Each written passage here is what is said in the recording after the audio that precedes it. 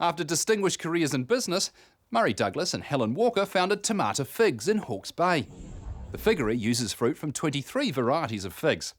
Tomato sells fresh figs to caterers, restaurants and retailers, and 12 different fig products sold at the Orchard, Hawke's Bay Farmers Market and online to overseas customers.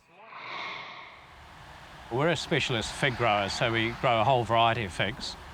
We lived in Sydney for a long time, in the Italian part of Sydney, and of course the Italians just love figs, and the old Italian guys sort of inculcated the culture behind them.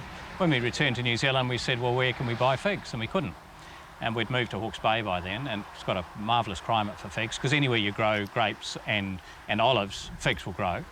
And we said, well, why don't we do it? So we bought an old cherry farm, which has already got enclosures or cages, because birds attack figs like you wouldn't believe. And so it was an ideal setup just to move on to figs. What started off as an artisan, low-level sort of thing has turned into a big business, because a lot of other people are now involved working with us to grow figs in New Zealand. We've got 5 in the business here, and then we've got a whole group of people now, 14 in Hawke's Bay, who grow figs for us, and 4 now in the Bay of Plenty. And that's growing, with some additional ones to come on stream in Hawke's Bay. The actual number of figs is about 4,000 trees at the moment, and that doubles every year in the next 4 to 5 years. Figs are going to always be a niche industry. They're never going to be like olive oil or grapes or anything like that. It's a niche because it's always a specialist area. Fresh figs have only got 7 days life in them as fresh. So it's not going to be a long, big business, but it's going to be a high value added business. This is quite a young part of the figgery. This block has been in there now for 2 to 3 years. Some of the trees are 3 years old, some of them were planted a bit later, so a variety of stages. We've played with various heights of netting and how we grow figs. There's a few sort of guidances around espalier, but nothing that really tells you this cultivar works in this climate and it grows like this. So the netting that you're in at the moment, it's bird netting and it's 3 metres high. And we found that gives a really good height so that we can then just grow figs basically and pick them off the ground. There are a couple of tricks to picking a ripe fig. Fig will grow out from the tree like that. When it's ripe, it will droop. Now the fig, when it droops, if you put your hand underneath it, it should feel slightly heavy to the touch and slightly soft. So that's how we tell when it's ready to pick. The other sign with some of our cultivars, and particularly some of the non-commercial ones, is we're looking for a little crack in the skin, because that's at the ultimate of perfection.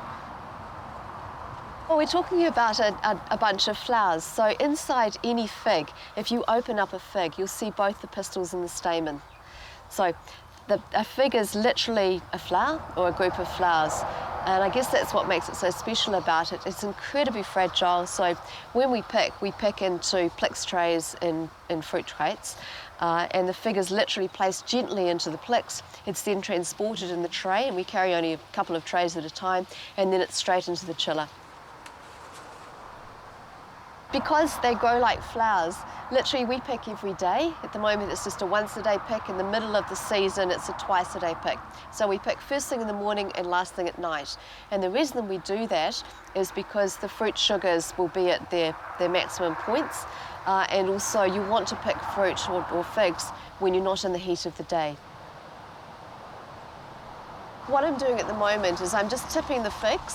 I've looked for the last fig that I expect to be able to ripen this season. So a useful trick on this is you count 6 figs.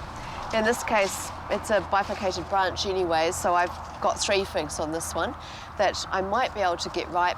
The reason that I've taken the length of this off is it will just continue to grow leaves for me, which I don't want the plant putting the energy into that. I actually want it to put the energy into getting these guys really, really fat and ripe. Figs are incredibly easy to grow. There are a couple of things that are a problem for us. One is lemon tree borer, which is the native New Zealand borer.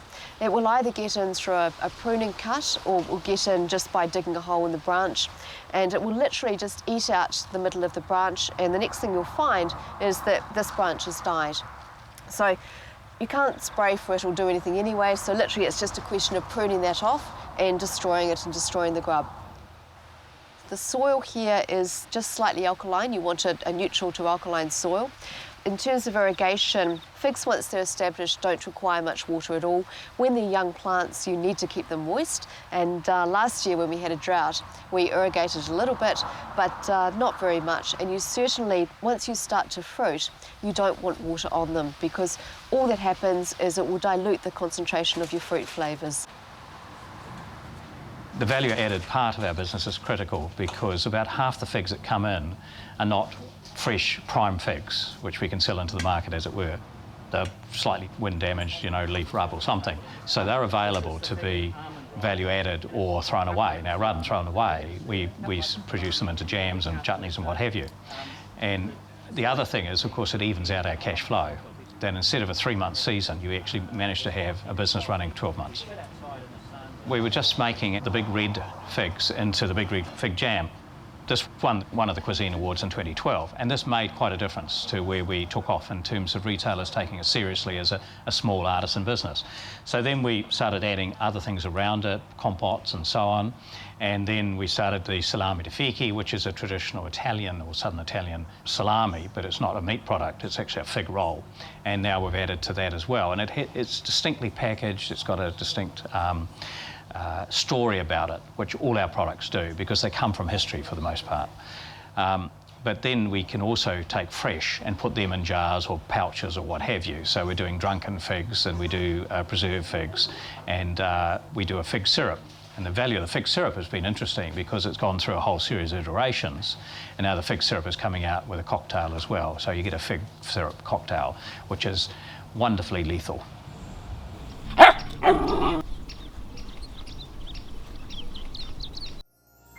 This program was made with funding from New Zealand On Air.